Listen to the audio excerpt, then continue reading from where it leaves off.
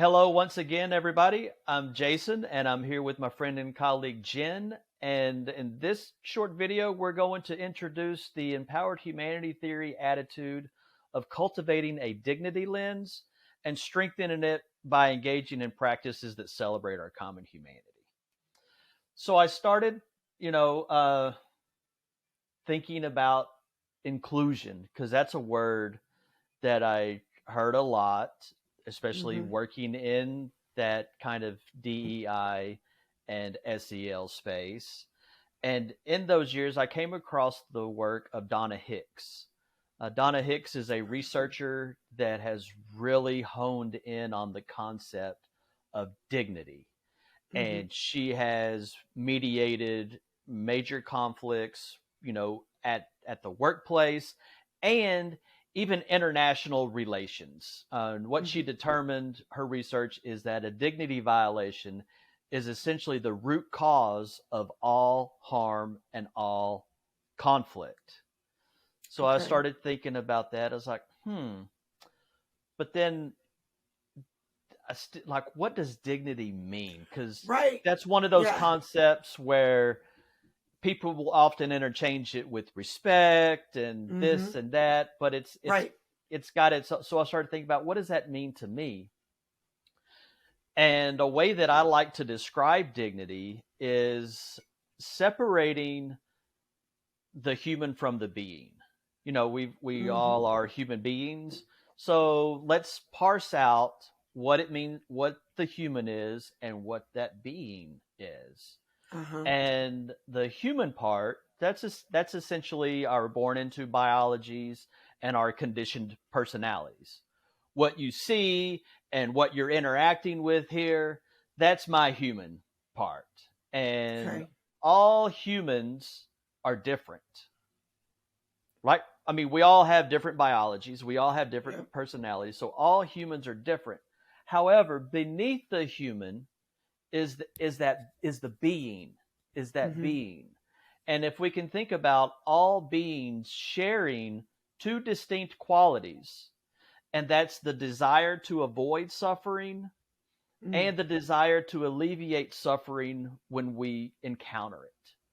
So acknowledging that beneath our biologies and beneath our personalities, we share these two distinct traits, and both of them involve nobody wants to be hurt. And Mm-hmm. whenever we see hurt in the world, we'll act in a way to alleviate that. Mm-hmm. So cultivating a dignity lens is actually is understanding and navigating life, knowing that yes, we have a lot of differences, but those differences should not cause conflict. And I saw the world being this place where our differences were being highlighted and Mm-hmm. front loaded. And I figured that doesn't, it just never sat right with me. And then Mm-hmm. I started, also part of my work in the DEI and anti-racism space, I heard the expression, we must analyze the root cause. Like, what is the root cause of racism? And what is the root cause of bigotry? And I realized through my research about, us weird humans and what are we, I learned that we are all hardwired and born it with the capacities for prejudice, aggression, and cruelty. That's part of that survival wiring, part, that Mm-hmm. fight, Mm-hmm. flight, or Mm-hmm. that. So those three capacities, every single one of us are born with those capacities. And the environments that we are in and the thoughts that we have determine, do those capacities get strengthened? Is that going to be our strong point, Mm-hmm. or are we going to tamp that down? And then I came across another piece of research, and it said whenever we place someone outside of the circle of us, we Mm-hmm. Mm-hmm. automatically justify doing harm to that person. It may not be, we may not be aware of it in the moment, Right. but every time Right. we see someone as an other, we're Yeah. strengthening those capacities of prejudice. So Okay. the more we can see someone, view them as ourselves, Yeah. we're actually decreasing that human capacity for prejudice. I mean, you just said something right now that's kind of like, mic drop for me, because like you think of like the worst crimes against humanity, right? You think about like the Holocaust, you think about slavery. The core piece that made those two things work was that otherizing. Yeah. Yeah. I mean, And it allowed a dehumanization because they weren't even human. right. That's been the human problem all along. Right. Thousands of years. Right. It's that tribal instinct of othering. So again, we Mm-hmm. go back to empowered humanity theory Mm. of the attitudes and practices that we can cultivate and strengthen now so that we can be empowered and dignified like never before. Like this is a chance for all of us to realize these different aspects of our biologies Mm-hmm. that are designed to keep us alive, but in the modern world and even historically have Mm-hmm. done so much harm. Mm-hmm.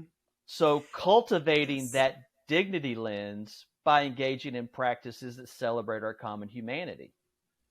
But what I'm loving about what you're saying and what I feel is so different than how we've done diversity, and you and I have talked about this in some of our other modules, but how we're doing these ideas of diversity and equity, inclusion, belonging, etc., anti-racism, is it doesn't, like what you're talking about, it starts with us. Yeah, So of we course. have to make that recognition in ourselves before we can interact appropriately in the outside world. And so much of what we're seeing now, by what we talked about in our earlier module, is this group identity.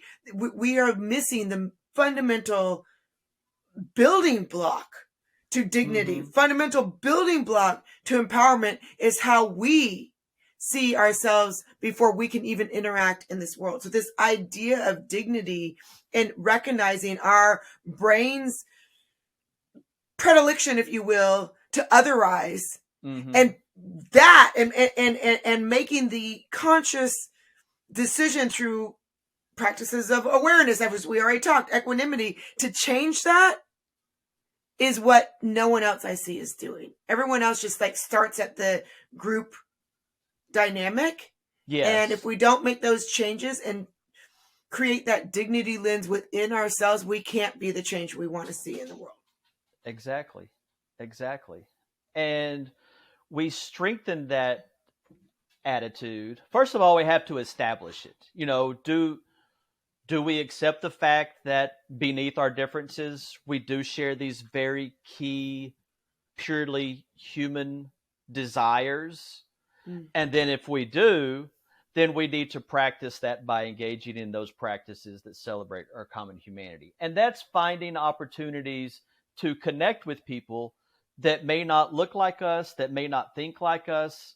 And we can do that by sharing our stories, by Yeah. listening, by acknowledging that every single one of us has experienced joy, has experienced loss, has love for their offspring. Uh, Most people like music is another one, and that's something that Yeah. I like to use, especially in workshops. I'll play music, and then when I see people like dance into a particular song or like, "Ooh, I like this song," I'll go make that personal connection with that Mm-hmm. person. Um, Mm-hmm. and then I've also been away from my home state of Texas, and I saw a guy wearing a Dallas Mavericks basketball jersey.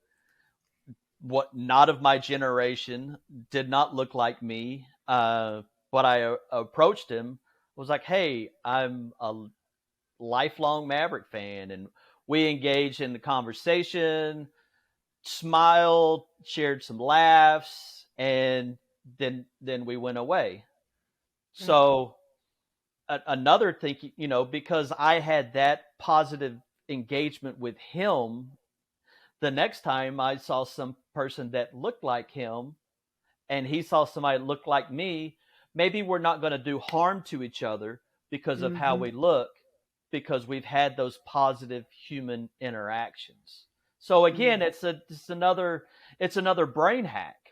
Whenever we can see somebody as ourselves, we automatically begin to decrease that capacity for prejudice. Mm-hmm. Mm-hmm. And that takes a lot of work because, like you said, we're kind of hardwired to otherize. So, what are some of the practices that you suggest for us to like build this kind of dignity lens, both within ourselves and among others? You talked about, practices of common humanity. You just gave an example of seeing someone with the mavericks. What other things do you do that build on these practices to build a dignity lens through our common humanity? In workshops, we'll do community building circles and Mm. really share what does that look like, especially so that participants can, when they go back to their workplace or with their school, they can kind of recreate those community building circles, which is a very old practice. Our ancestors thousands of years ago used to sit around a fire and share stories with each other. Right. That's one of it's a practice that's old as time. Coming together, Mm-hmm. strangers coming together over food. That's another one of those practices. And you can even engage with people online and know that underneath the vial that's out there, find some sort of connection with people. Just think about this as you go about your day and you encounter people, how can you find bits and pieces of yourself in that person? Mm-hmm. Find bits and pieces of yourself in each person that you meet. That's your subconsciously, well, and intentionally, those are some of those practices that celebrate our common humanity. And how does it change our, like, I guess it's like what we've been talking about. Doing that as a practice changes our neural pathways where it becomes habit. It becomes habit. So the thing about when it becomes habit, that way when we're in conflict, because we're going to get in conflict. Yeah. That's part of our experience, is getting in conflict. So whenever we're in conflict and we're maintaining the dignity, then we're still able to access that reasoning and logical and problem Right. solving piece of our brain. Right. Because once we are indignified, we totally lose access to the reasoning and problem solving and perseverance. And those are the three things that we need when resolving conflict. You can't resolve conflict without reason, without problem solving, and without perseverance. I know you always love to end us with a good quote. What do you have for us Yes. on this? Okay, so once again, let's close out with a quote. And this is from the late, great Desmond Tutu. He says, "If we could but recognize our common humanity, that we do belong together, that our destinies are bound up in one another's, that we can be free only together, that we can be human only together, then a glorious world would come into being where all of us lived harmoniously together as members of one family, the human family. Go forward, be great, and be well."